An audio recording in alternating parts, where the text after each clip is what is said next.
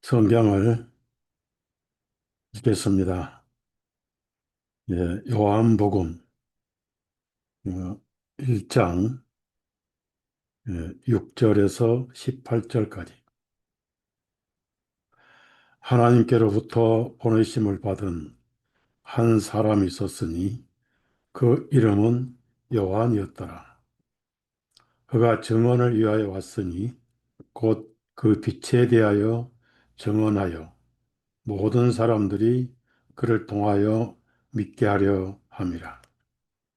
그는 그 빛이 아니었고 다만 그 빛에 대하여 증언하라고 보내심을 받았더라.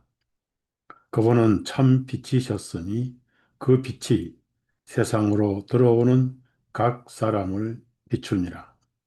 그분께서 세상에 계셨고 세상이 그분에 의해 만들어졌으나 세상은 그분을 알지 못하였고 주님께서 자기 백성에게 오심에 그분의 백성이 주님을 영접하지 아니하였더라. 그러나 주님을 영접하는 자, 곧 그분의 이름을 믿는 자들에게는 주님께서 하나님의 아들들이 되는 권능을 주셨으니 이들은 혈통으로나 육신의 뜻으로나 사람의 뜻으로 나지 아니하였고 오직 하나님께로부터 난 자들이라. 그 말씀이 육신이 되어 우리 가운데 거하셨나니 우리가 주님의 영광을 보매 아버지의 독생하신 분의 영광이요 은혜와 진리가 충만하더라. 요한이 주님에 관하여 증언하여 외쳐 말하기를 내가 말한 바 내 뒤에 오시는 주님이 나보다 앞서신 것은 그분께서 나보다 먼저 계셨기 때문이라. 한 분이 이 분이시니라. 우리 모두가 다 주님의 충만한 데서 받았으니 은혜를 위한 은혜니라. 이는 율법은 모세를 통하여 주신 것이나 은혜와 진리는 예수 그리스도를 통하여 왔기 때문이라. 어느 때에도 아무도 하나님을 보지 못하였으나 오직 아버지의 품 안에 계신 그 독생하신 아들께서 하나님을 밝히 드러내셨느니라 하니라. 여기까지만 읽었습니다. 날씨가 좀 쌀쌀해졌습니다. 초기 감기 조심하시고, 어, 우리 몸은 피가 뜨겁죠. 그래서 따뜻할수록 혈액순환이 잘 되고, 혈액순환이 잘 될수록 이 바이러스가 사멸하지요.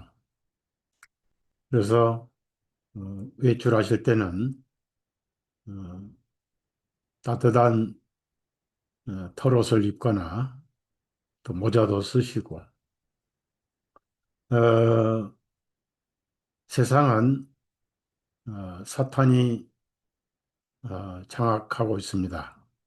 그의 최종 목적은 종교를 통일해서 이사야 14장 말씀이나 또 누가복음 4장에 예수님을 자신에게 굴복시키려 했던 것처럼 하나의 정부, 하나의 경제, 하나의 종교를 가지고 인류를 끌고 지옥으로 가려고 하는 것이 사탄의 계획이고 음모입니다. 그래서 그 세계정부의 내용은 수도가 예루살렘이 되고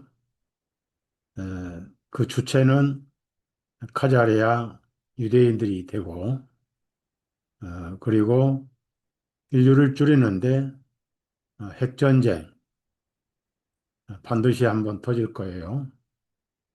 그리고 전염병.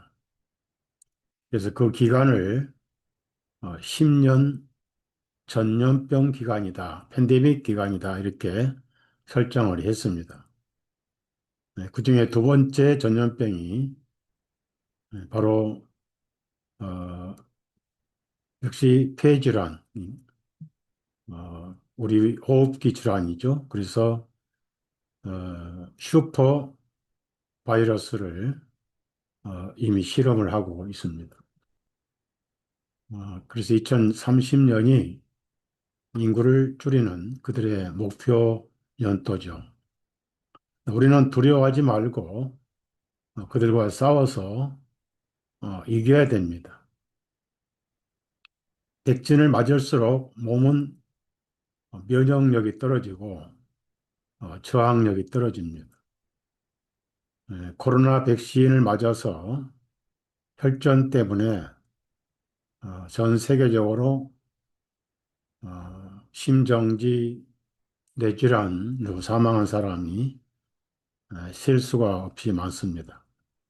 언론은 쉬쉬하고 있고, 그 다음에 터보암이라고 발견되면 무조건 3기, 4기 암이 많이 퍼지고 있습니다.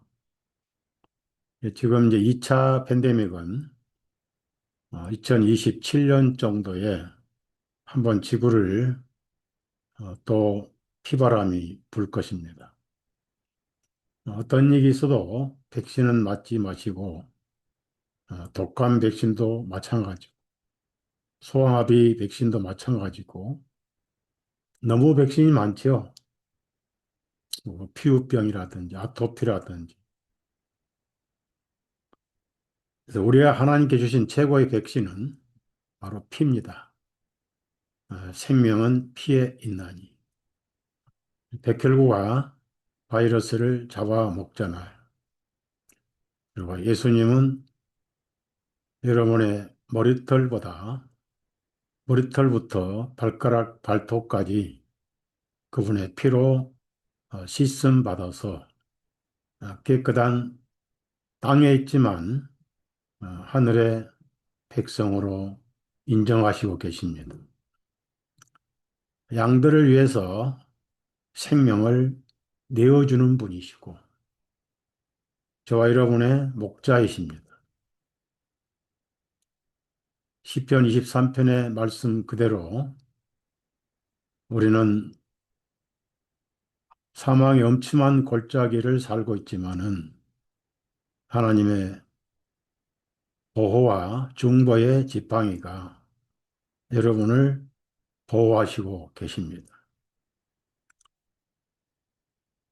나의 사는 생전에 하나님의 진에 영원히 거하리로다. 그래서 믿음으로 살아야 됩니다. 오늘은 예수님의 성육신에 대해서 좀 묵상을 하고 싶습니다. 다음 주 25일이 세상에서는 예수님 탄생을 축하하는 축제일로 어, 정해놨습니다. 상가 앞에나 어, 각양 사무실에 성탄 출이라는 것을 만들어 놓고 전기세가 많이 나오는 계절이죠.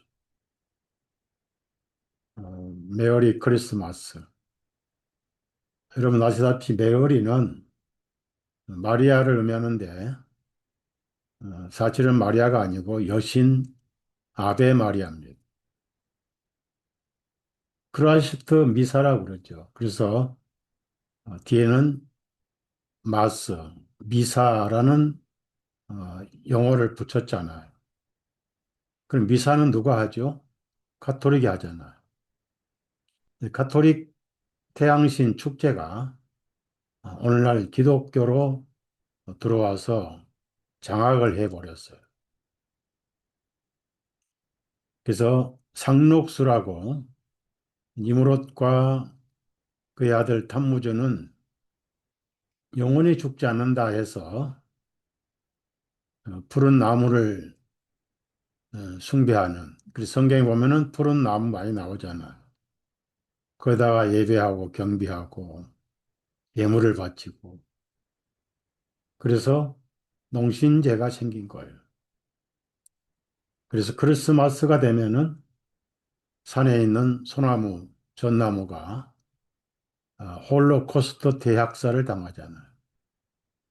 끝나면은 청소부 아저씨들이 고생을 엄청 하죠. 다 쓰레기로 수거해서 태워야 되기 때문에. 그래서 그 성탄절은 100% 태양신 축제입니다. 어, 21일 날 동짓날이잖아요. 해가 가장 짧은 날이죠. 그래서 태양이 죽은 날이다. 24일 날이 태양이 살아난 날이다. 다시 태어난 날이다. 해서 25일 날 태양신 축제를 지켜왔던 것입니다.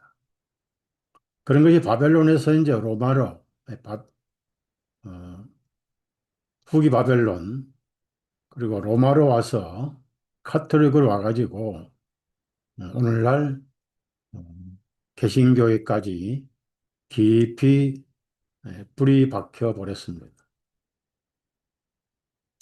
그러나 성경의 예수님의 생일은 12월이 아닙니다. 예수님은 태양신이 아니잖아요. 육신으로 오신 예수님은 하나님이시잖아요. 그래서 구약에 언제 오실 건가? 7대 절기 가운데 마지막 절기가 초막절입니다. 그래서 일곱 절기는 모두 예수님 안에서 이루어졌습니다.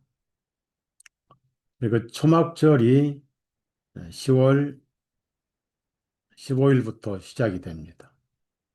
속죄절은 10월 10일이잖아요. 그럼 언제 양력으로 유대력으로 7월 10일이고 7월 15일이 속죄절이 초막절이니까 양력으로는 10월 달입니다. 자, 여러분 한번 계산하면 간단합니다. 목사들이 이런 걸 계산을 안 해요. 다들 4월 초순, 3월 하순, 부활절은 축제로 즐기잖아요. 그때가 4월 초순입니다. 그 양력으로는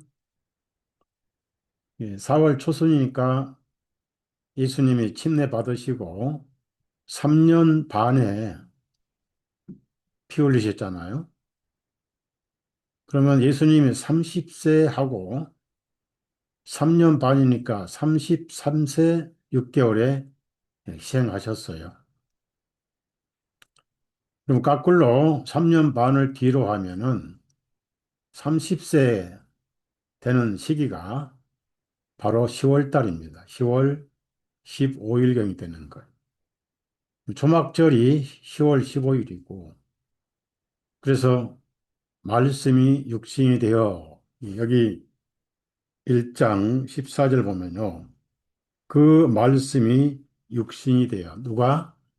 하나님께서 육신이 되어, 우리 가운데 거하셨나니, 이 거하셨다는 영어로 드웰이란데, 헬라어는 스케노예요. 스케노가 뭐냐면, 천막이 되셨다. 대본의 걸 또는 초막이 되셨다. 초막은 뭐죠? 연약하고 잠시 거주하고 우리가 여름에 야외 어, 휴가를 갈 때 텐트를 가지고 가잖아요. 한 2, 3일 휴가를 즐기고 나면 텐트를 철거하잖아요. 그래서 초막이란 것은 텐트란 뜻이고 오늘날 철거를 한다. 그래서 구약의 성막도 철거를 염두에 두시고 하나님께서 명령하셔서 성막을 태보네컬이라 그럽니다. 다음 베드로도 우리의 장막집이 무너지면 영원한 집이 있다. 그래서 우리가 흔히 표현하기를 초막 같은 인생이다. 그래서 여러분 세상에 태어날 때 초라한 초막 같은 육신을 입고 태어나서 어느 날 요단강을 건널 때 그 커튼을 걷게 되죠. 그래서 예수님이 33년 6개월간 초막으로 계셨고 그 거룩하신 성막이신 예수님, 우리와 똑같은 인간을 입으셨지만은 히브리서 4장 말씀처럼 죄는 없으시니라. 요한일서 3장에도 그런 말씀이 있고 그분에게는 죄가 없으시니라. 왜냐하면 위에서 오신 분이기 때문에. 예수님이 스스로 나는 위에서 왔느니라 라고 말씀을 하셨어요. 그래서 초막절 첫날 10월 15일경에 태어나셨고 보통 절기는 일주일간 축제를 하는데 초막절은 제8일 날이 가장 큰 축제입니다. 첫째 날도 안식일이고 둘째 날도 안식일이고 시간상 성경을 레위기 23장에 있는 말씀 다 찾지는 않겠습니다. 그래서 이 사도 요한이 이 침례 요한이 예수님을 설명을 하면서 14절에 거하셨나니 즉 스케노우 텐트가 초막이 되셨나니 그랬어요. 그래서 구약을 예수님 누가복음에 있는 말씀처럼 30세쯤 되시니라 침례 받으셨잖아요. 그 역사나면은 10월 15일경이 되잖아요. 왜냐하면은 왜 10월 10일에 15일이냐 하면은 구약에 6월절에 하나님께서 앞비벌 그날이 4월 달이에요. 양을 10일 날 준비해라.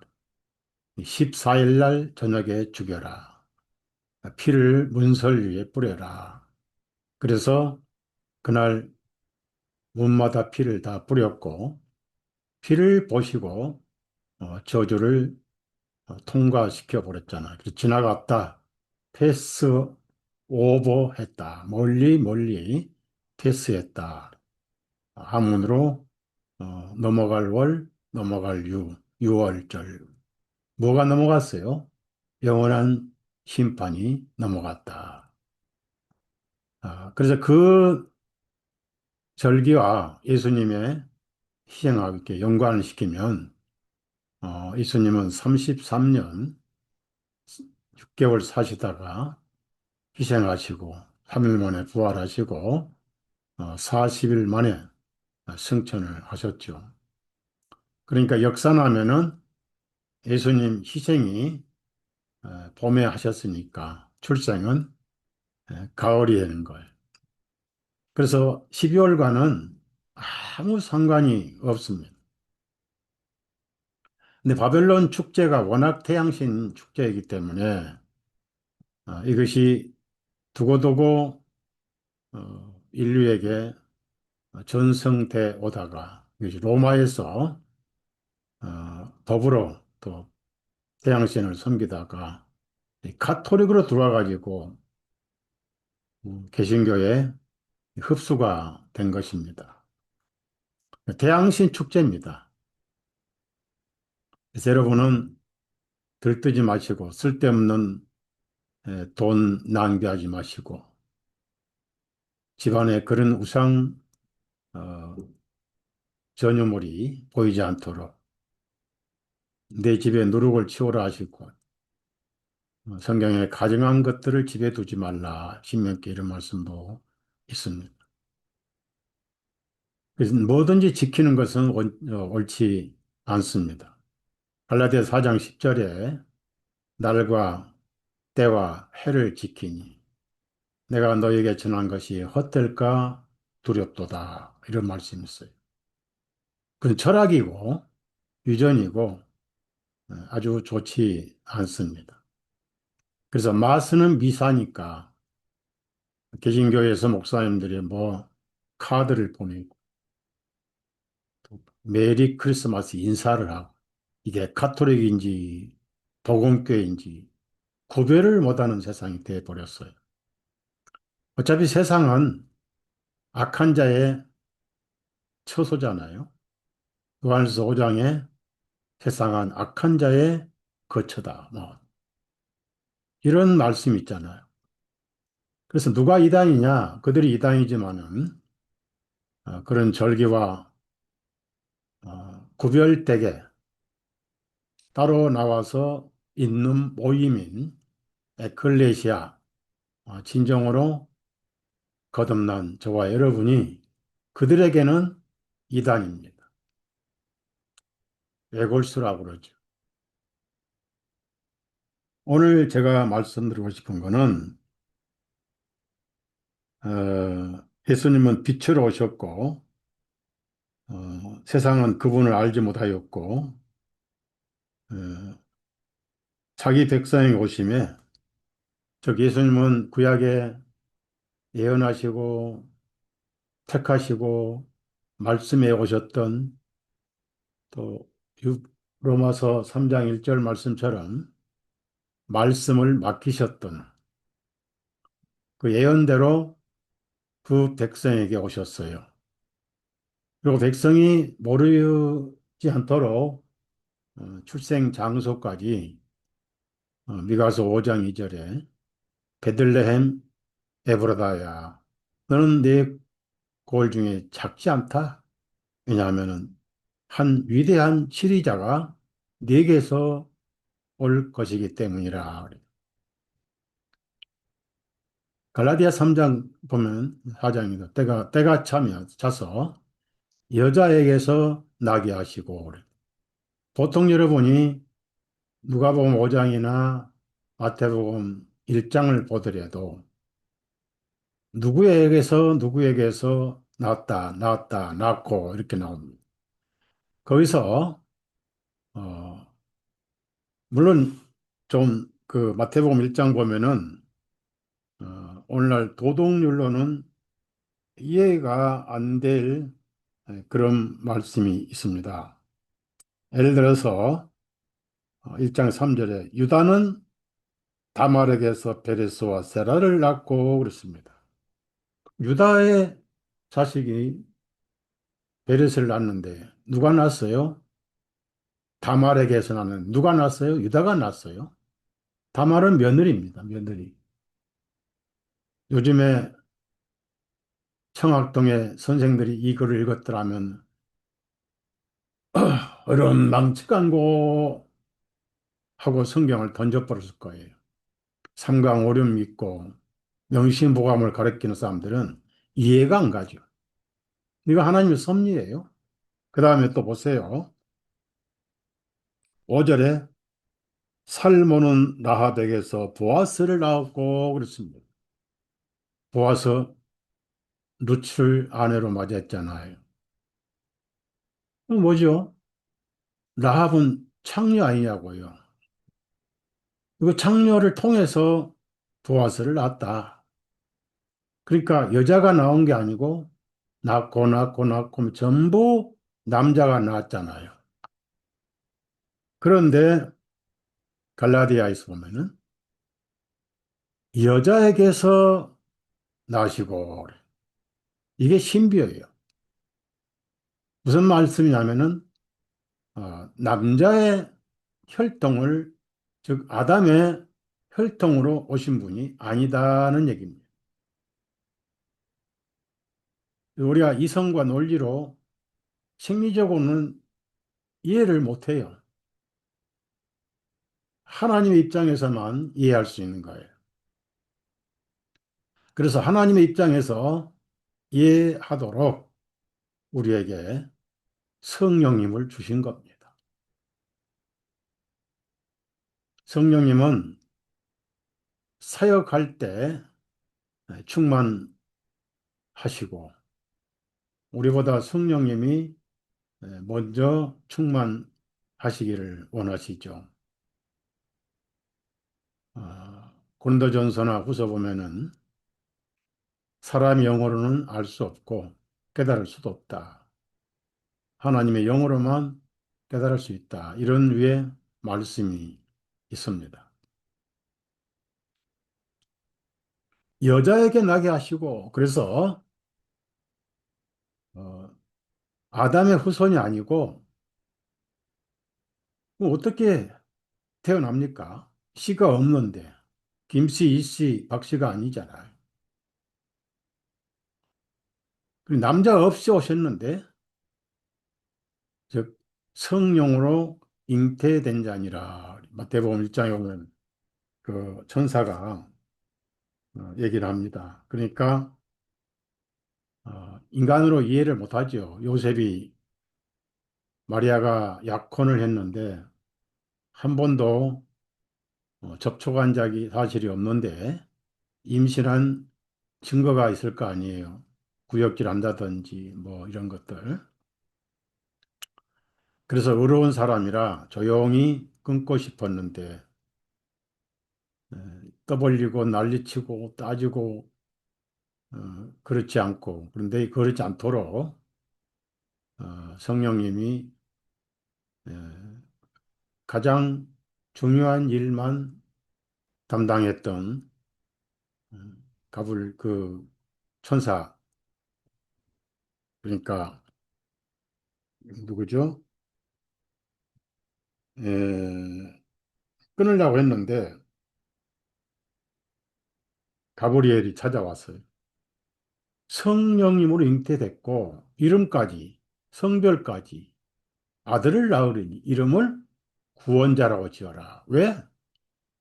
자기 백성을 저희 죄들로부터 구원하실 분이기 때문에 구원자라고 지어라. 그래서 그 가브리엘 천사 말을 듣고 이제 동거를 했습니다. 물론 육체적인 접촉은 할 수가 없었죠. 그리고 어, 출산 후에 결혼을 했어요. 정식 결혼을. 만약에 약혼을 하지 않고 임신했으면 돌에 맞아 죽습니다. 가늠한 여자가 되잖아요. 그래서 그걸 보호하기 위해서 일단 약혼한 다음에 임신을 하신 거예요. 왜 그럼 오셨냐? 그분은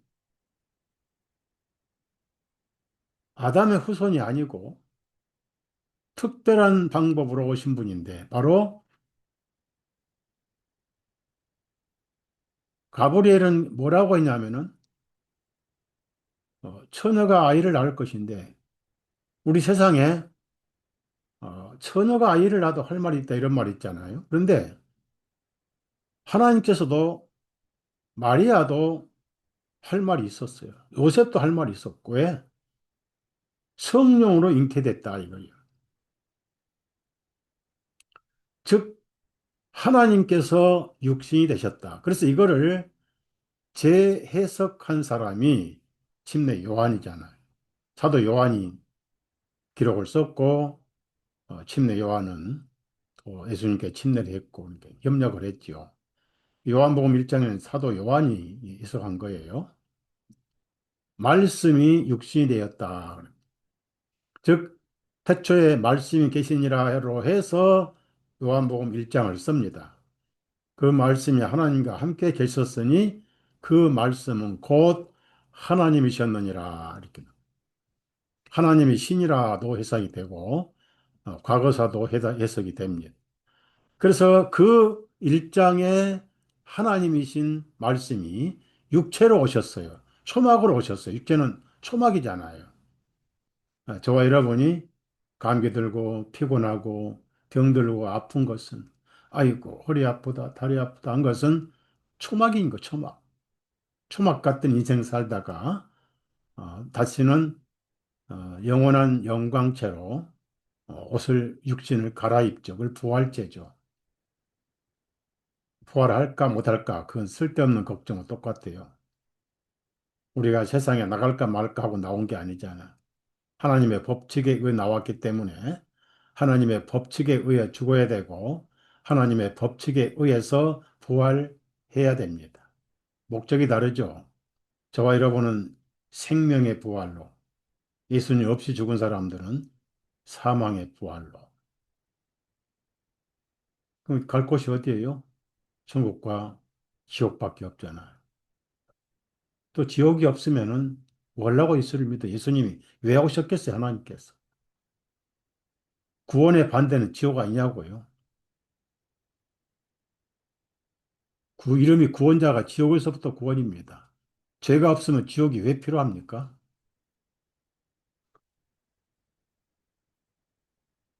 그래서 마태복음에는 말씀이 육신이 되어, 즉 하나님께서 육신을 입고 오신 것에 대해서 임마누엘이다 그래서 임마누엘. 항상 엘은 하나님을 의미합니다. 예, 전능하시다는 뜻이 있어요. 그러니까 임마누가 뭡니까? 그 하나님이 우리와 함께 계신다 그 말이에요. 이게 세상에 찾아오셨다. 마태복음 1장 한번 찾아봐. 1장 21절부터 23절까지 한번 읽겠습니다. 요란한 세상, 태양신 축제, 요란 폭적한데 우리는 같이 들썩이면 안 돼요. 불쌍하게 여겨야 돼요. 마태복음 1장 21절부터 23절. 그녀에게 한 아들을 낳게 하시리니 너는 그분의 이름을 예수님이라 부를지니라. 구원자라 부르라는 것. 이는 그분께서 자신의 백성을 그들의 죄들로부터 구원하실 것이기 때문이라 하니라. 죄사함이 구원이에요. 누가복음 1장 77절에 제가 늘상 가장 강조하는 구절이 그절이 죄사함으로 말미암는 구원을 알게 하리니. 22절 23절입니다. 이제 이 모든 일이 성취된 것은 선지자를 통하여 주님에 대하여 말씀하신 것을 성취하려 하심이니 말씀하시기를 보라 한 처녀에게 아이를 갖게 하여 한 아들을 낳게 하실 것이요 사람들이 그분의 이름을 임마누엘이라 부르니 이를 해석하면 하나님께서 우리와 함께 계심이라 함이라. 바로 이 말씀이 어떤 말씀입니까? 선지자가 한 말씀을 완성시키려 성취하려고 오셨는데 그대로 선지자에게 주신 말씀을 확인하고 있잖아요. 그럼 선지자 누굽니까? 이사야가 그 말씀을 받았잖아요. 언제 하나님이 예수님으로 오시기 800년 전에 받았어요. 그래서 우리 이사야 그 7장 한번 찾아가 봅시다. 선지자 이사야 7장 14절입니다. 14절. 그러니까 아까 마태복음에 가브리엘이 풀어준 예언이잖아요. 14절. 그러므로 주님께서 친히 너희에게 한 표적을 주시리니 보라 처녀가 잉태하여 한 아들을 낳으리니 그의 이름을 임마누엘이라 하리라. 800년 전에 주신 말씀이 800년 후에 가브리엘이 바로 마리아에게 요셉에게 확인해 주는 겁니다. 그 임마누엘은 그 이사야 8장 8절에도 반복돼요. 오 임마누엘이여라고 반복되고 그다음에 이제 그분은 따져보면은 하나님이십니다. 아버지요, 아버지. 그래서 아버지면서도 아들이면서도 또 왕이시다. 이렇게 이사야를 통해서 이렇게 그 예언을 했습니다. 이사야 9장 보시면 6절이죠. 이는 우리에게 한 아이가 태어났고 예수님 하나님이 이선 오셨어요. 우리에게 한 아들을 주셨으니 딸이 아니고 아들이죠. 생명이죠. 전사가 그분의 어깨 위에 있을 것이요. 그분의 이름은 놀라운 분이라. 상담자라. 전능하신 하나님이라. 영원하신 아버지라. 화평의 통치자라 불리우리라. 복합적으로 여기서 한 아이가. 그래서 예수님 오셔가지고 은혜와 구원의 빛을 비추는데 바로 마태복음에 인용된 9장 2절에 그 말씀이 예언되어 있잖아요. 흑암 중에서 행하던 백성이 큰 빛을 보았으며 그 빛이 죽음 그림자 그 땅에 거하는 자들의 위에 비치셨도다. 즉 이스라엘 민족에게 에, 은혜로 찾아오셨다. 그런 말씀이잖아요. 그러니까 초막절에 실제로 오신 거예요. 어, 그래서 초막절이 이루어졌지요. 그리고 그 초막은 골고다에서 부셔졌죠. 저와 여러분이 부서졌습니다. 그걸 상징적으로 보여주신 것이 예수님 피 흘리시고 다 이루었다 할 때 온몸이 채찍으로 찢겼잖아요. 뼈는 안 상하고. 왜냐하면 6월절 어린 양은 뼈는 꺾지 말라. 시편에도 있고 6월절 예물에도 있습니다. 예수님의 부활을 의미하죠. 그래서 상처투성이잖아요. 그래서 빵이 찢겨졌잖아요. 그걸 바울 사도가 인용할 때는 찢겨진 내 몸이라고 발표를 했잖아요. 뭘 흘리기 위해서? 피를 흘리기 위해서. 그래서 어, 성막에 성전에 휘장이 위에서 아래까지 쫙 찢어져 버렸어요. 신라를 너블너블너블 했습니다. 물론 거기는 바람이 불지 않은 지성소와 성소기 때문에 밑으로 그 오색 찬란한 실이 촥 늘어졌어요. 예수님 몸이 찢겨진 걸 의미합니다. 그래서 히브리서 10장 19절부터 20절에 그 휘장은 예수님의 몸이다. 몸의 상징이었다. 그래서 앞으로 우리는 찢겨지지 않습니다. 죄로 찢겨질 걸 예수님이 다 찢겨져 버렸어요. 우리가 비록 죽어서 방부제 섰고 장례식 하고 묘실에 묻히든지 화장터에서 태워지든지 그것은 과정일 뿐이고 마지막 나팔에 호련히 순식간에 살아나 버립니다.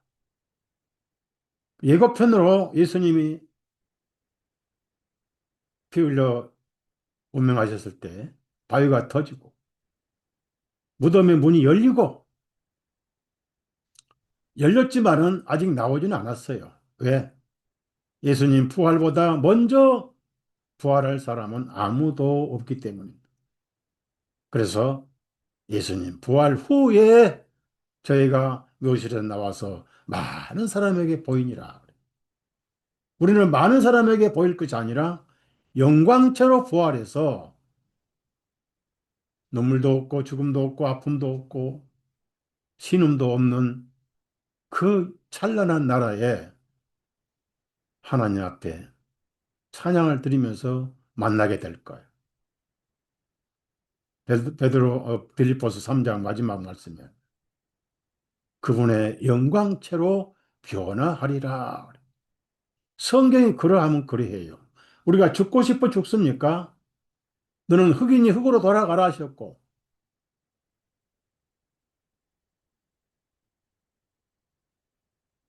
사람은 반드시 죽는다고 히브리서에 나와 있잖아. 27절에. 9장 27절에.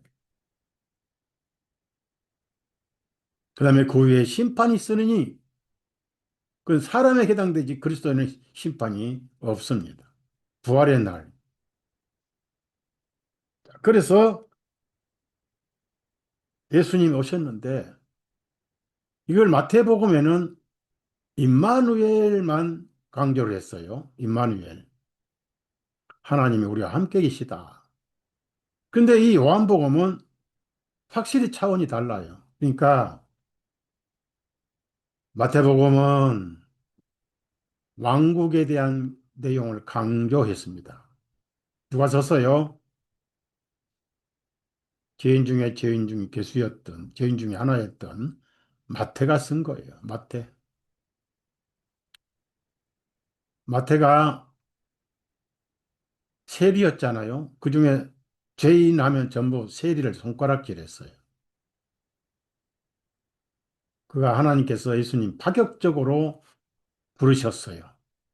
전혀 자격 안 따지고, 부를 때 태도 안 따지고, 맹서도 없이, 선서도 없이 하나님의 장관으로, 천국의 장관으로 특별 기용한 거예요. 자, 세리가 하나님의 왕국의 제자가 됐다. 이거 기적 아니? 이것이 복음이잖아요. 거기서 또 누가 서로 잘났느냐, 누가 높느냐 하고, 물론 다툼이 있었죠. 육신이기 때문에. 요한은 좀 차분하고 영적이고 지적인 사람이었습니다. 요한은 예수님의 전기적 성경을 쓴 게 아니에요. 가장 예수님의 정기적 성경은 누가복음이잖아요. 마태복음은 예수님이 왕이신 것을 강조를 했습니다. 그래서 1장에 다윗의 족보를 강조한 거예요. 아브라함과 다윗의 아들 예수 그리스도의 세대에 대한 책이라. 마가복음은 마가는 로마 사람이에요. 로마인들에게 예수님이 고난 받으셨잖아요. 왜? 유대인들은 행정권은 없잖아요. 그러니까 예수님을 빌라도에게 구소해가지고 빌라도의 행정권으로 합법적으로 죽게 했던 거예요. 빌라도는 비참하게 이용당했죠. 악용당한 거죠. 권력 때문에. 그래서 로마 제국에 박해받는 로마 군인들에게 박해받으시는 하나님 예수님을 부각시켰고 누가복음은 그는 헬라인입니다. 그는 직업이 의사였어요. 섬세하고 세밀하고 그래서 바울과 동행하면서 선교도 많이 했습니다. 그래서 전기 형태로 쓴 것이 누가복음인데 그건 복음을 전하기 쓴 게 아니고 데오빌로 한 사람에게 쓴 편지예요. 데오빌로 한 사람을 전도하기 위해 쓴 편지가 누가복음 24장을 썼고 2차 편지가 사도행전입니다. 성령님의 행전이에요, 행전. 어떻게 행하셨는가? 전기라 말입니다. 그런데 여러분은 있는 책도 전할 줄 몰라서 그 손을 뭐 하는 손인지 모르겠어요. 그래서 편지를 직접 썼잖아요. 요한복음은 달라요. 요한복음은 가장 영적인 내용을 기록한 겁니다. 그래서 사복음서가 서로 조화를 이루어요. 모자란 부분을 보충해 줍니다. 그 중에 가장 영적인 성경이 요한복음. 그래서 마태복음은 사자복음, 마가복음은 소회복음, 그리고 누가복음은 사람의 복음, 흰색이라고 그러죠. 마태복음은 자색이 있고, 마가복음은 홍색이 있고, 누가복음은 흰색이 있고, 요한복음은 독수리 복음이래. 하늘의 왕이 독수리지 않습니까? 색깔은 하늘 색깔인 청색 복음이라. 그 사도 요한은 예수님을 하나님께서 직접 오셨다. 여기서는 임마누엘이라는 내용, 이름은 그 표현을 안 쓰고 있습니다. 어차피 이제 마태복음에 나와 있으니까 하나님이 우리와 함께 계시다. 이것만 해도 기적이에요. 구원자가 오셨다 이겁니다. 예. 아무도 세상을 구원할 사람이 없고 내가 구원자다, 내가 구원자다 하고 사기를 치고 난리를 쳤던 사람들이 얼마나 많았습니까? 그걸 예수님은 다 도적이고 강도들이다, 강도들이다, 사기꾼이다. 그 이후로 내가 그리스도라고 한 또 사기꾼들이 얼마나 많습니까? 지금도 내가 그리스도라 한 한국에도 얼마나 많아요. 통일교, 문선명이, 뭐 박대선이, 신천지, 예? 이만희, 그외, 에, 쪼무레기 또 저 그리스도가 얼마나 많은지 몰라요. 그래서 예수님이 하나님께서 오신 분이다. 그래서 말씀이 육신이 되셨다는 거예요. 마태복음에 임마누엘 하나님이 우리와 함께 계신다. 이게 복음이에요. 그래서 임마누엘은 첫째, 하나님이 우리와 함께 계시면 왜 복음이냐 이겁니다.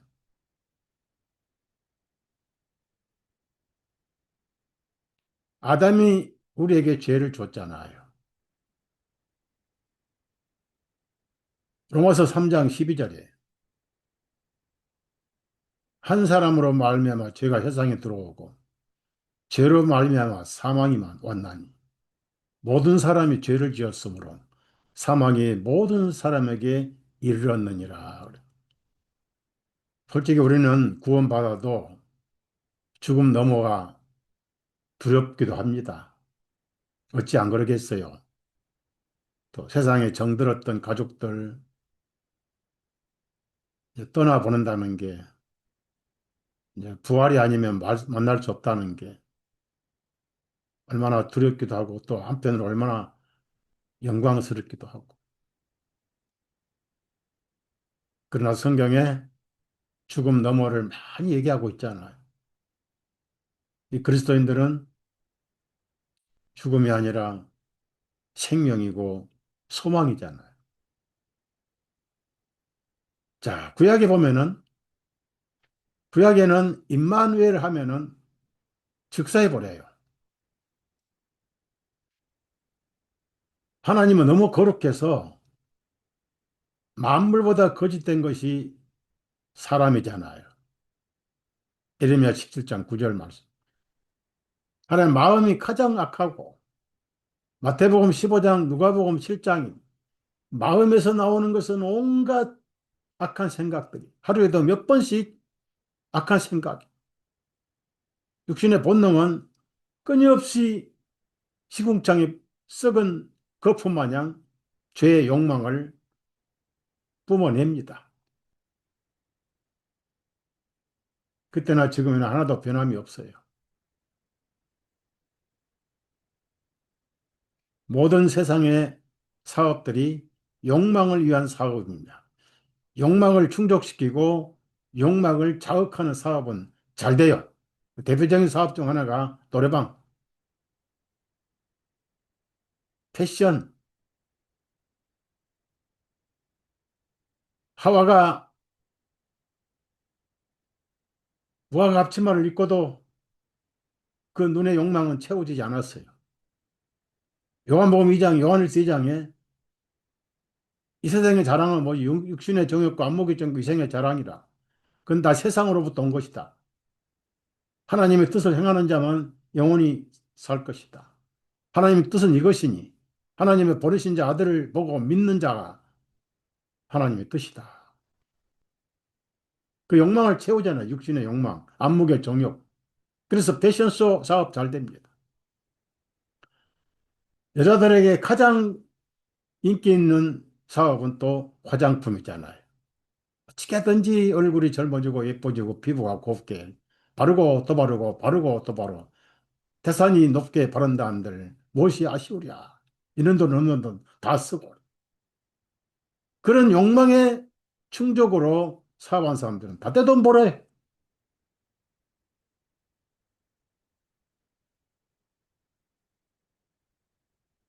그래서 죄인은 하나님 앞에 가면 즉사해버려요. 구약에는. 성경 일일이 찾지 않을게. 모세가 하나님을 좀 보고 싶습니다. 보여주세요. 그러니까 하나님께서 큰일 날 소리 하네. 나를 보고 살 자가 없느니라. 예. 거룩, 거룩, 거룩하신 분. 그래서 내가 반석 위에 서서 내 등만 보거라. 미래에 오실 예수님의 실체의 그림자만 보거라. 그러다가 어느 날 열두 사도를 부르시고 예수님이, 하나님이신 예수님이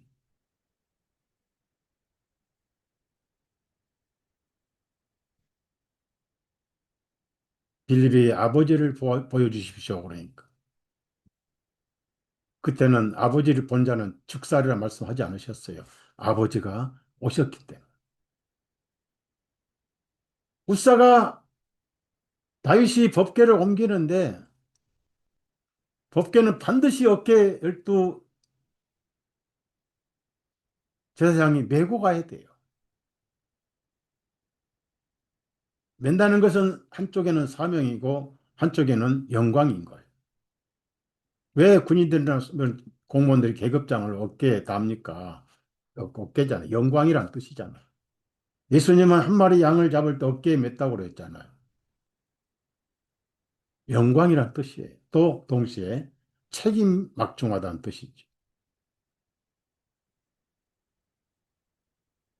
그 어깨를 편하게 수레에 메고 싣고 가다가 짐승이 흔들어 대니까 복귀가 흔들니 손을 잡았어요. 좋은 의도로 잡았지만은 즉사해 버렸어요. 왜? 피 없이 만졌잖아요. 피 없이 접근하면 즉사해 버리는 거예요. 예수님이 부활하신 부분은 하나님이십니다. 막달라 마리아가 너무 반가운 나머지 라비온입니까? 라고 만지려고 하니 나를 만지지 말라. 큰일 날 뻔했어요.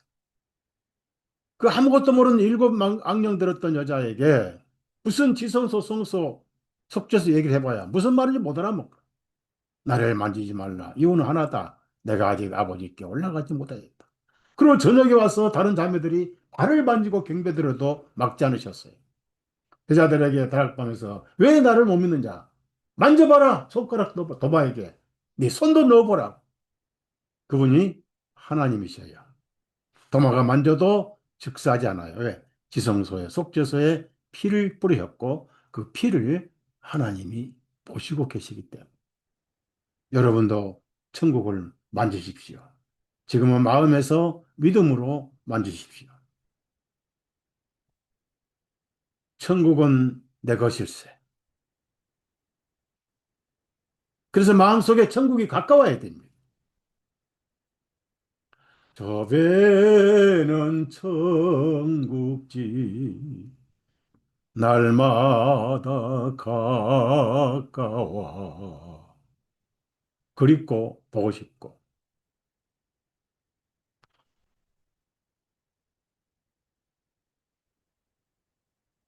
그런데 신약에서는 그 하나님 무서운 하나님이 접근 금지 하나님께서 찾아오셨어요. 우리가 코로나 할 때 뭐 만질 것마다 손 씻고 손 씻고 손 피부가 알코올로 가득 차게 만지고 씻고 만지고 씻고 지겨운 세월을 보냈잖아요. 그런데 예수님이 하나님께서 오셨어요. 그분은 뭐하러 오셨습니까? 구원자로 오셨어요. 구원자로. 그러면 구원하시고 가셨어요? 하시다가 실패하고 가셨어요. 세상을 구원하러 와서 구원하셨는데 그런 차원의 구원이 아니에요. 이스라엘 민족을 해방시켜 가지고 다윗 같은 왕을 세워주시고 로마 빌라도 쫓아내고 그런 상황에 그런 류의 왕국이 아니라 영원한 하나님의 왕국을 죄인을 의인 만들면 왕국의 상속자가 되잖아요. 그래서 여러분은 천국의 시민권자의 시민권자. 빌립보 사장이 있잖아요. 시민권자. 그래서 사도 요한이 빌립이 아버지를 보여주시면 참 족하겠나이다. 그러니까 그때가 거의 한 3년 다 돼갈 때 예수님이 뭐라고 하셨죠? 요한복음 14장 한번 보십시다. 성경을 많이 찾으면 시간이 걸리고 뭐 생각나는 대로 이렇게 쭉 말씀 이어지면 또 이해가 쉽죠. 요한복음 14장 8절부터 9절까지 10절까지입니다. 잘 들으세요. 빌립이 주님께 말씀드리기를 주님 우리에게 아버지를 보여주소서 그리하면 우리는 만족하겠나이다 하며 예수님께서 그에게 말씀하시기를 빌립아 내가 이토록 오랫동안 너희와 함께 있었는데 아마 한 3년 됐을 거예요. 네가 아직도 나를 알지 못하느냐 하시면서 나를 본 자는 아버지를 보았거늘 어째 너는 우리에게 아버지를 보여주소서 하느냐. 자, 내가 아버지 안에 있고 아버지께서 내 안에 계심을 내가 믿지 아니하느냐? 내가 네게 전하는 그 말들은 내가 스스로 하는 것이 아니요 오직 내 안에 거하시는 아버지께서 그 일을 행하시는 것이니라. 내가 아버지 안에 있고 아버지께서 내 안에 계심을 믿으라. 믿지 못하겠거든 내가 행하는 그 일들로 인하여 나를 믿으라. 내가 아버지다 그 말이에요. 근데 어떻게 하나님 아버지 쪽으로 너무 초라합니다. 너무 초라해요. 육신적으로 그는 생각했던 거예요. 무슨 아버지가 어, 다윗의 왕궁 헤롯 왕궁이나 그보다 훨씬 더 후화찰나는 금으로 꾸민 예, 그 침대에 뭐 양털 이불 위에 오셔야 될 그 하나님의 왕자께서 오신다는 게 초라한 베들레헴 얼마나 돈이 없었으면 축사에 마귀 어, 나귀 나귀들 또 양들이 먹고 자는 그 축사에 오셨을까? 사관에 있을 곳이 없어가지고 웃돈을 줘도 여관 여인숙에 있을 곳이 없었어요. 왜냐하면 그 고향이 베들레헴, 이세의 고향이 베들레헴이니까. 족보에 따라서 인두세를 놓으려고 호적 등록을 갔거든. 그때가 초막절이었어요. 임산한 배가 나온 상태에서 당나귀를 타고 멀리 멀리 나사렛 땅에서 호적 등록하러 갔다 그 말. 날이 차서 아이를 낳는데 할례를 하는 날 이름을 지었어요. 예수스 구원자. 아기 하나님이셨어요. 그분이 하나님이셨어요. 그 영광의 하나님을 뵙고 찬송을 드린 사람은 들판의 목자들이었어요. 그것도 천사들이 전해줬어요. 그리고 민수기 23장인가 어디 보면은 야곱의 한 별이 나올 것이며 그랬어요.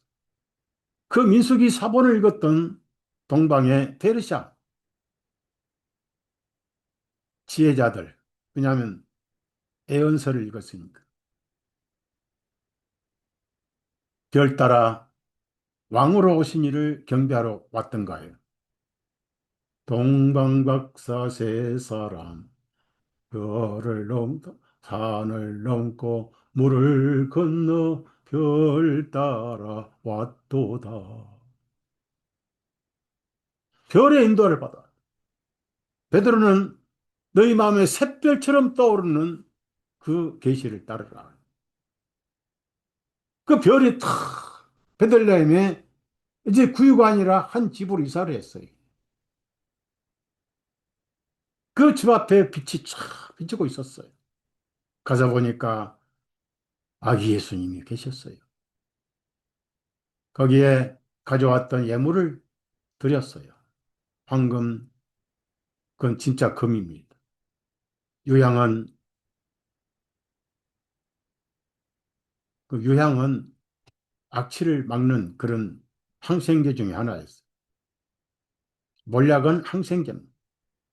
굉장히 귀한 것들이에요.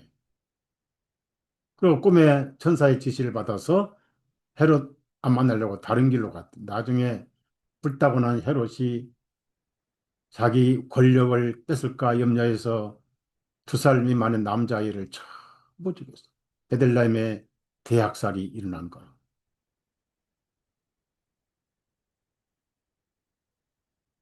그런데 신약에 와서 이제 예수님이 하나님이란 것을 빌립에게 상세히 설명했잖아요. 그러면 이 요한복음을 보면은 그런 내용이 이제 더 10장, 요한복음 10장 보십시다.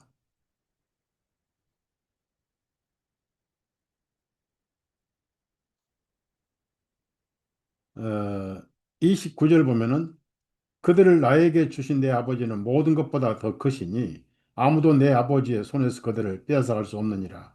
나와 아버지는 하나이니라. 줄을 치세요. 예수님은 하나님이셔요. 나와 아버지는 하나이시니라. 처음에는 하나님의 아들 예수님이 하나님을 아버지라고 했다고 해서 바리새인들 유대인들이 쌩 난리를 치더니 이제 예수님이 한 수를 더 뜨셔서 자신을 하나님이라고 하니까 육신으로는 당연히 이단같이 보이죠. 자, 33절에 유대인들이 주님께 대답하여 말하기를 이는 우리가 당신을 선한 일로 인하여 돌로 치려는 것이 아니라 하나님을 모독하기 때문이니 당신이 사람이면서도 하나님으로 자처하기 때문이로다 하니라. 당연히 그 사람들 입장에서는 돌로 치죠. 이단도 그런 이단이 없으니까. 근데 예수님은 그렇게 초라하게 계셨기 때문에 그걸 하나님은 저렇게 초라하지 않을 거다라고 심지어 제자들도 예수님이 하나님이신 것을 안 믿었잖아요. 바람을 창조하시고 바다를 창조하시고 물을 창조하시고 구름을 창조하신 분 창조주가 예수님인데 갈릴리 호수에서 풍랑이 심할 때 물을 퍼내도 그냥 끝이 없이 이제 배가 가라앉을 지경인데 예수님은 머리맡에 주무시고 계셔요. 그래서 우리가 지금 죽게 되었나이다 우리를 좀 구원해 주십사 하고 깨웠단 말이에요. 보니까 난리야. 배가 물이 차고 제자들이 날리고 흠뻑 젖었고 험한 바람에 풍랑 치고 날리니까 예수님이 일어서더니 그래 내가 좀 도와줄게 밖에서 가자 물부터 보자 하지 않으셨어요. 하나님이신 것을 드러내신 거예요. 하나님이신 것을. 바람아 잠잠하라. 파도야 고요하라. 순간적으로 싹 검은 먹구름이 사라져버려. 파도가 촥 얼마나 아름다운 말씀입니까? 그분이 하나님이셔요. 다들 놀래가지고 이분이 뉘시기에 파도와 바람까지도 순종하는고. 뉘시긴 그분이 하나님이시고 하나님이 죄 많은 죄인들하고 같이 계셔도 죄가 없어졌다는 거예요. 그분이 구원자이기 때문에. 바로 그분이 오늘 시간 여러분 마음속에 계셔요. 저와 여러분은 그리스도인은 얼마나 위대한 존재인지만. 그럼 예수님은 언제부터 계셨느냐? 예? 요한복음 8장 보세요.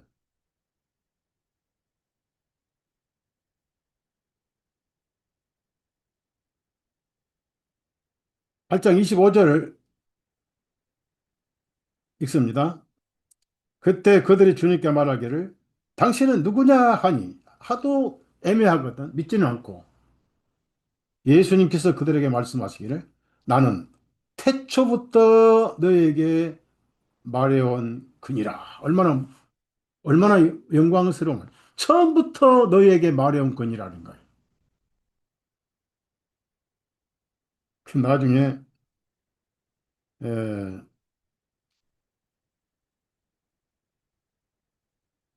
아브라함 조상이라고 자랑하니까 예수님 이런 말씀하셨어요. 요한복음 8장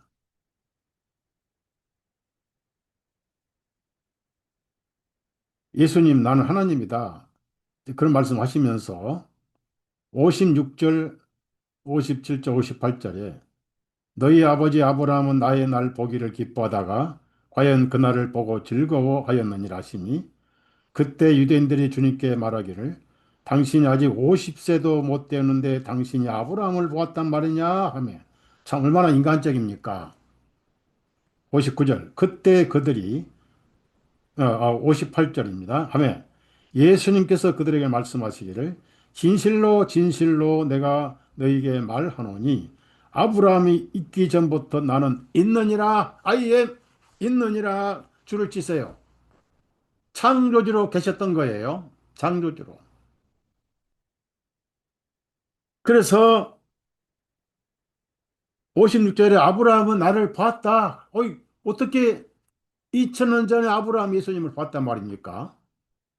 예, 창세기 뭐 올라갑시다. 아브라함이 예수님 본 기록을 한번 찾아보자고요.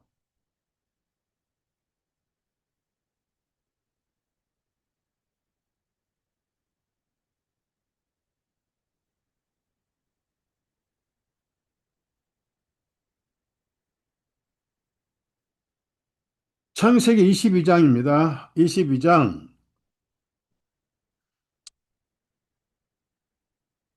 7절부터 8절 제가 있어요. 이삭이 그의 아버지 아브라함에게 전하여 말하기를 나의 아버지여 하면 그가 대답하기를 내 아들아 내가 여기 있노라 하니 이삭이 말하기를 보옵소서 불과 나무는 있는데 번제 예물을 위한 어린 양은 어디 있나이까 말하였더니 아브라함이 말하기를 내 아들아 하나님께서 자기 자신을 번제 예물에 쓰실 하는 영으로 예비하시리라 하고 두 사람이 함께 가니라.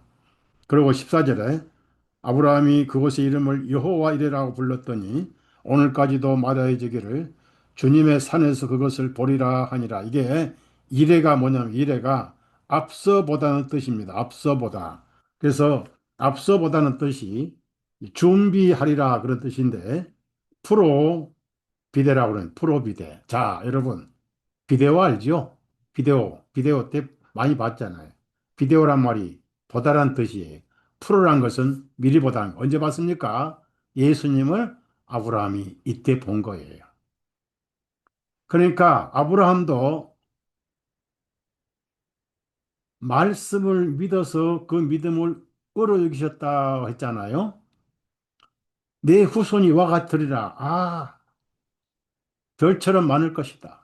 아, 아브라함이죠. 아브라함은 왕이란 뜻이고 아버지란 뜻인데 아브라함은 만인의 아버지다. 그래서 언제부터 만인의 아버지 됐습니까? 믿음으로 의인되고 믿음으로 자녀를 낳기 때문에 아브라함은 만인의 아버지. 즉 저와 여러분의 믿음의 아버지예요. 아브라함. 그래서 별처럼만 그걸 믿었어. 아, 예수님 안에서 어떻게 이렇게 많을까? 믿음으로. 혈통으로 꿈도 안 되죠. 꿈도 안 되죠. 그래서 아브라함은 나를 보고 기뻐하였고 나가기 전부터 나가기 전부터 나를 보았느니라. 그 전부터 나는 있었느니라. 그분이 누구냐? 하나님이시. 제가 뭘 오늘 말씀드리고 싶으냐면은 다시 요한복음 1장을 찾아봅시다. 저는 복음만 전하다 갈 거예요. 복음. 이제 복음이 아닌 것도 얘기를 해야 또 이제 빠지지 않고 사람들은 복음에 관심이 없어요. 이상한 뭐 신기한 거 뭐 딥스테이트, 세계정부, 뭐 이상한 그런 거, 백신 얘기 또 그런 것만 좋아하는 분이 있어요. 뭐 대한민국을 누가 조종하고 있느니, 프리메이슨이 예수애니 뭐 하고 이런 것만 관심 사람이 많은데 그거 몰라도 됩니다. 우리가 사탄의 에, 오장육부를 밝히러 온 건 아니에요. 사탄은 사탄의 할 일이 있으니까 하다 지옥 가면 되고 예수님은 복음을 전하라. 땅끝까지 이르러 내 복음을 전하라. 마가복음 1장. 왜냐하면 로마의 복음이 전해져야 되거든요. 그러니까 로마서는 바로 바울 사도가 온 세계에 복음을 전하는 고린도에 썼지만은 복음 얘기가 로마잖아요. 로마의 복음은 온 세계에 퍼진다. 로마의 길은 세계로 그렇잖아요. 그러니까 로마에 가면 복음이 세계로 간다 그런 뜻이에요. 그러니까 로마서는, 마가복음은 로마 사람이 쓴 거잖아요. 1장에 복음을 세계에 전하라. 16장에 온 세계에 복음을 세계에 전하라. 믿고 침례를 받은 자는 구원을 받을 것. 침례는 구원 믿은 증거잖아요. 증거. 믿는 사람은 다 침례를 받으며 안 받은 사람은 믿지 않는 증거 있잖아요. 3천 명이 다 침례를 받았어요. 믿는다는 증거로. 침례 구원이 아니에요. 구원의 완성도 아니에요. 사람들에게 보여주는 증거였어요.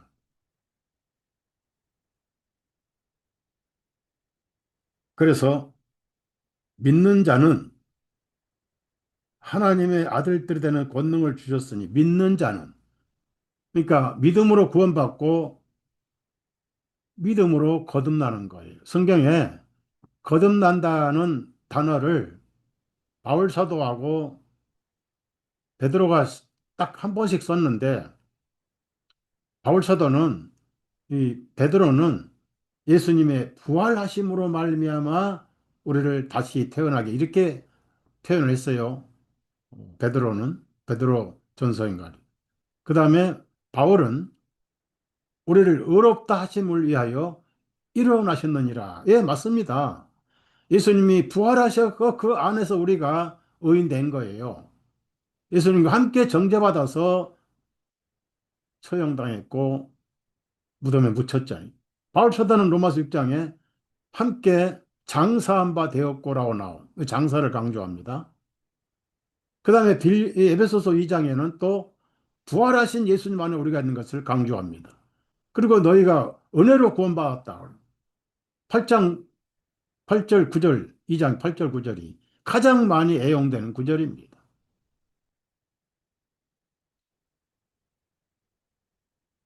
그래서 구약의 접근 금지 하나님, 촉수 금지라고 그래요. 만지면 즉사해버려요. 그런 하나님이 구원자로 오셨는데 아무나 만질 수 있는 분으로 오셨어요. 온몸에 나병이 걸려서 죽어가는 환자가 나사렛 예수여 나사렛 예수여 저를 깨끗게 해 주옵소서. 내가 그렇게 할 수 있다고 믿느냐? 예, 믿습니다. 불쌍히 여기셔서 가셔서 고름이 흐르는 그 피부를 손으로 만지셔서 깨끗게 될지어다. 깨끗하게 돼버렸어.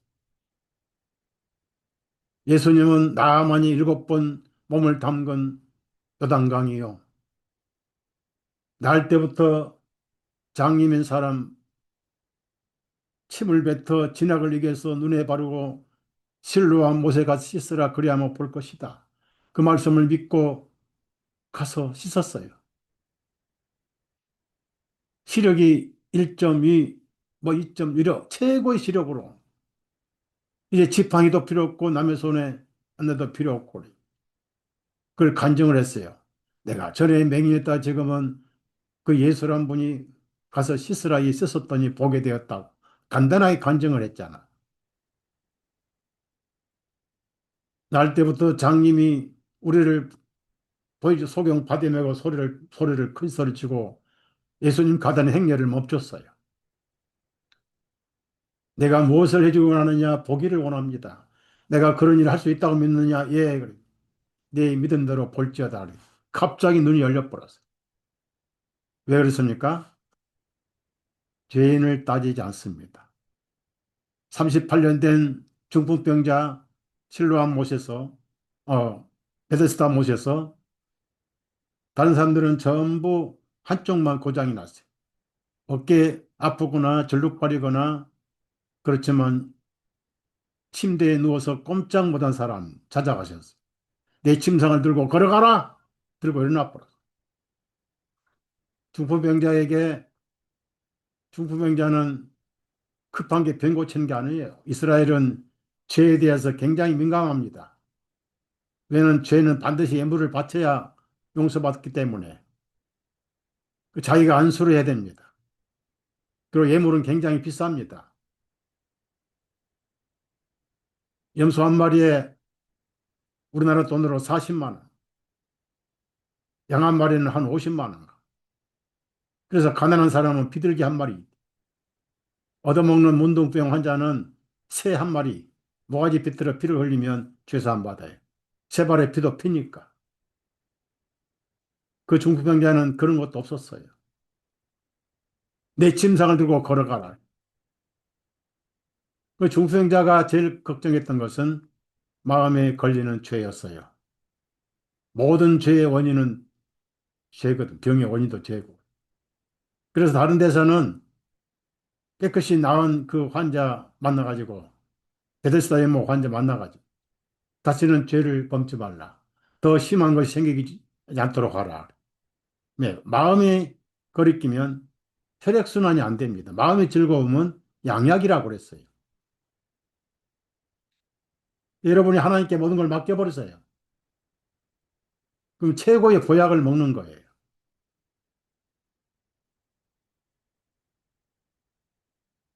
그런 예수님. 그것을 누가 선언했느냐? 사도 요한이 예수님의 오신 임마누엘 육신이 되신 초막으로 계신 그분의 실체를 밝힌 것이 뭔지 아세요? 성령으로 보니까 그렇더라. 여기서 14절, 요한복음 14절. 이제 조금만 하고 마칠게요.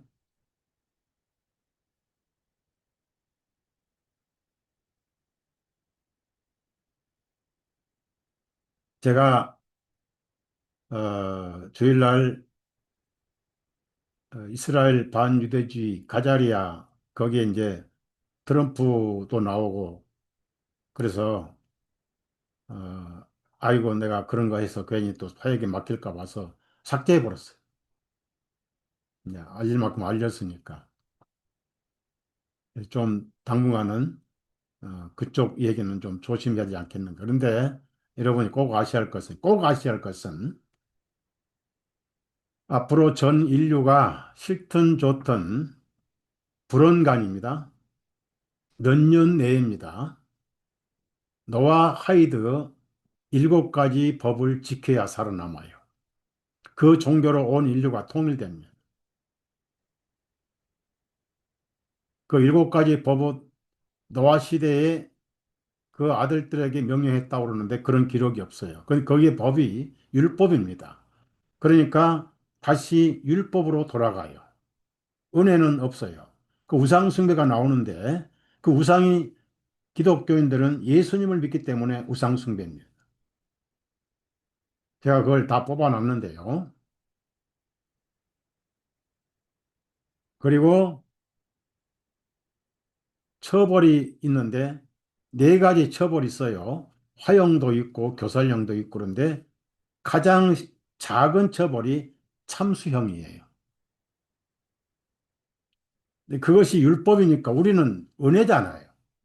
은혜를 믿지 않고 연애를 믿으면 처벌받아. 예수님은 우상이니까 그들은.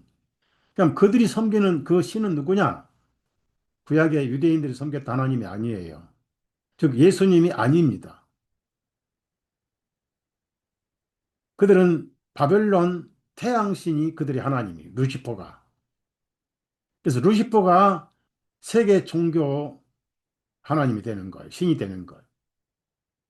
그래서 많은 사람들이 좀 어차피 우상 섬기는 불교라더니 힌두교, 모슬렘은 그 종교에 통일됩니다. 노아이드법에. 기독교만 예수님 믿으니까. 예수님 당시에 예수님은 하나님 모독죄로 가장 처참한 처형 방법이 나무에 못 박았잖아요. 그때는 시대가 그랬으니까.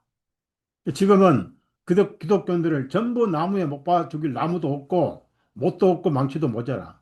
그래서 자동 단두대, 스마트 단두대다가 목을 전부 잘라버려요. 그냥 오늘 제 말이 두렵지만은 두렵다고 신경 안 쓰면 안 돼요. 그런 환경이 불안감 오더라도 기꺼이 순교할 각오를 하고 계십니다. 그 다음에 그래서 구원이 필요한 거. 자, 마무리 짓겠어요. 요한복음 1장 14절부터 어디까지 읽었냐면은 17절까지 읽습니다. 있습니다. 그 말씀이 육신이 되어 우리 가운데 거하셨나니 우리가 주님의 영광을 보며 한 아버지의 독생하신 분의 영광. 자, 아버지의 독생하신 영광이 뭐냐면은 아버지의 독생하니까 아들이 아들로 오신 분이 아니고 아버지의 속에 계신 생명을 본다 그 말이에요. 예수님이 나를 본지 아버지 보았다고 그랬잖아요. 나와 아버지는 하나라고 그랬잖아요. 자, 그 다음에 뭐가 충만합니까? 은혜와 진리가 충만하더라. 줄을 치세요. 구약에서 하나님은 공의와 형벌이 거룩이 충만했습니다. 그래서 무조건 접근하면은 형벌이었습니다. 그런데 보십시오. 은혜와 진리가 충만하니까 어떻습니까?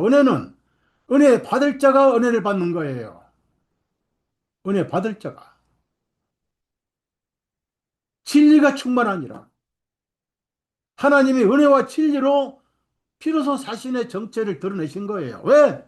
은혜와 진리가 필요할 때니까. 2026년, 25년도 은혜와 진리로 살아가는 시대입니다. 그 다음에 보세요. 16절에 16절입니다. 우리 모두가 다 주님의 충만한 데서 받았으니 은혜를 위한 은혜니라. 줄을 치세요. 오로지 은혜예요. 은혜. 그분을 갈수록 은혜예요. 그래서 그 보좌가 무슨 보좌입니까? 히브리서 4장 16절에 은혜의 보좌예요. 누구든지 그 보좌 앞에 나가면 은혜를 받아요. 그분의 발바닥부터 발부터 발등까지, 그리고 그분의 무릎까지, 그분의 손까지, 그분의 왕자까지 전부 은혜 천지입니다. 은혜 천지. 은혜의 왕국이고 은혜로 넘치는 은혜의 강물이 바다를 만드는 은혜의 왕국 군이 누굽니까? 예수 그리스도예요. 그 은혜의 하나님, 예수님은 영원히 은혜의 하나님으로 계세요. 누구 마음에 예수님이 지금 저와 여러분의 심령이 사탄이 그렇게 욕심내던 자신의 자리였어요. 그러나 지금은 여러분 심령에 예수님이 계시잖아요. 은혜로 계시니까. 보세요. 그 다음에 17절에 같이 읽습니다. 17절 읽어요. 이는 율법은 모세를 통하여 주신 것이나 은혜와 진리는 예수 그리스도를 통하여 왔기 때문이라. 그러면 이제 하나님을 우리가 잘 몰랐는데, 겉밖에 몰랐는데, 속을 몰랐잖아요. 오늘 여러분은 서목사 겉밖에 모르잖아요. 제 속은 모르잖아요. 속이 다 드러났어요. 자, 18절. 어느 때에도 아무도 하나님을 보지 못하였으나, 오직 아버지의 품 안에 계신 그 독생하신 아들께서 하나님을 밝히 드러내셨느니라. 이것이 임마누엘이에요. 하나님의 속 생명이 밖으로 드러내신 분이 예수님이다. 그래서 결론은 뭡니까? 예수님은 33년 6개월 동안 한 사람도 정죄를 하신 적이 없어요. 바로 즉석에서 처벌받아 죽은 사람도 없어요. 예수님이 질병으로 벌을 내린 사람도 없습니다. 환자 다 고치셨어요. 죄인 다 제사해 줬어요. 자, 나 환자 전부 병 고치셨어요. 죄 많은 여인 눈물로 발을 닦고 머리털로 씻고 향유를 본 것도 다 받아주셨어요. 저 많은 죄가 사해졌도다. 12년 동안 혈루병 든 여인 옷가에 손만 만져도 나으리라. 예수님은 그 은혜를 칭찬하셨어요. 내 믿음이 너를 구원하였느니. 은혜의 하나님, 만질수록 은혜 받고 만질수록 평화 받고 지금 나를 만져라 하신 분은 어찌 제자들에게만 다락방에서 말씀하셨겠어요. 오늘 이 시간 2025년 12월 8일, 잘 모르겠다. 주일날 7일, 8, 9, 9일날 오늘 여러분에게 여전히 은혜의 보좌에 계셔서 만져라, 만져라, 만져라. 은혜를 누려라, 누려라. 보라, 지금은 은혜 받을 만한 날이요. 받아주시는 해요. 구원의 날이로다. 영원히 계세요. 어느 날 보좌에서 심판 왕국으로 다시 옮기신 분이 아니에요. 무슨 큰 백부자 심판 때만 그래요. 영원히 은혜의 보좌 계시다가 마지막 나팔 소리 나는 날 예수님께서 집 주인이 일어서면 그래서 일어서면 스데반 순교할 때 힘 주시느라 한번 일어서셨어요. 은혜의 보좌 앉아 계신다는 것은 계속 은혜의 강물을 주신다는 것. 어린 양의 보좌에서 생수의 강이 흘러나니 무슨 생수? 죄에 목마른 사람. 뭐 우리가 생수 필요합니까? 설악산 가거나 저 발당당 가면 생수가 넘치는데 그런 게 아니고 죄가 하는 곳에 은혜가 넘쳤도다. 죄와 상관없이 그냥 오시면 된다. 문 닫기 전에 문이 닫히면 그랬어요. 설교에 온 처녀들은 다 들어가고 밖에 있는 미련한 처들. 왜 미련합니까? 죄가 많아서가 아니에요. 다 죄 지었는데 미리 생명을 준비했어요. 근데 나중에 하다가 문 확 닫혀버려요.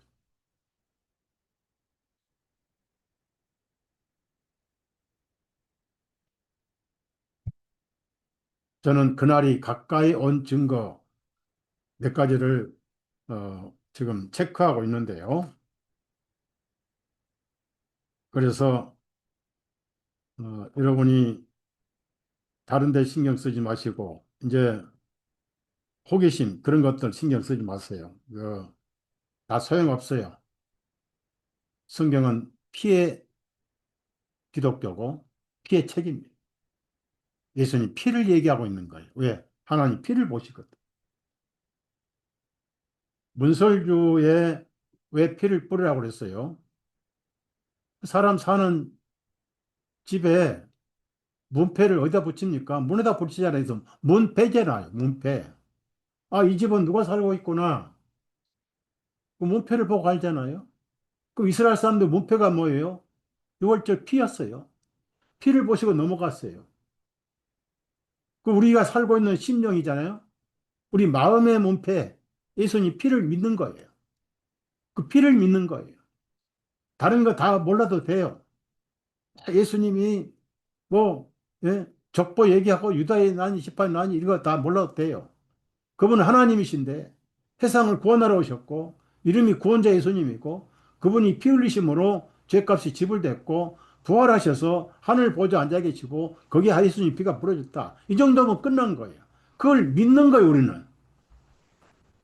그래서 성경책에 믿으라고 그 내용을 써놨고 그걸 읽고 듣고 먼저 들어야 되고 들었으니까 이제 확인하고 읽어야 되고 그래서 믿음은 들음에서 오느니라. 처음에는 안 믿어지고 의심이 깡깍 쳐서도 듣다 보면 성령께서 마음을 살살살 열어주시잖아요. 나중에 믿어지게 된단 말이에요. 선물이니까. 믿으려고 애쓸 필요 없어. 그냥 마음 열고 귀 열고 들으면 되는 거예요. 그렇기 때문에 다른 거 아무리 바빠도 복음을 듣는 시간은 뺏기지 마세요. 다음에 또 들으려니 언젠가는 막힐 날이 올 것이에요. 찬송 405장 찬송 드리고 싶네요. 이 제 마음이 노래하고 싶다 그 말. 나 같은 죄인 살리시 주 은혜 놀라워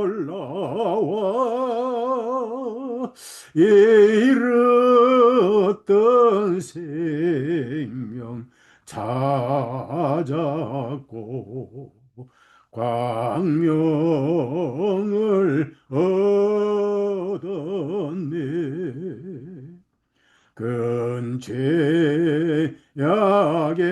근죄악에서 건지신 주의 고마워 나 처음 믿은 그 시간 귀하고 귀하다. 이제 그 내가 선 것도 주님의 은혜라. 또 나를 장차 본향에 인도해 주시리.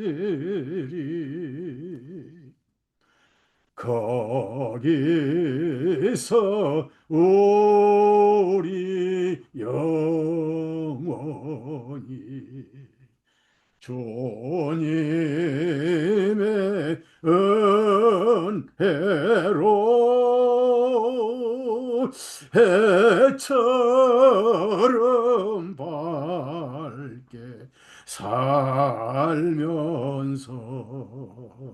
주 찬양하리라.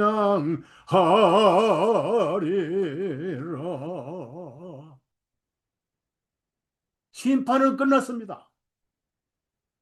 제가 성경을 아무리 읽어도 예수님이 죄인을 즉석에서 아프게 하거나 죽이거나 한 기록이 없더라니.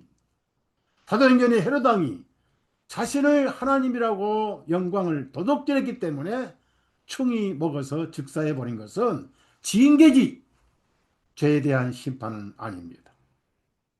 여러분, 예수님이 여러분의 머리털부터 발톱까지 죄, 과거에 현재 앞으로 죄까지 기억나는 죄 안 나는 죄 예수님이 다 담당하셨어요. 은혜만 주시는 거예요. 은혜. 그분은 지금 은혜의 보좌에 앉아 계셔요. 마음껏 은혜를 누리시기를 부탁드리면서 말씀을 마치겠습니다.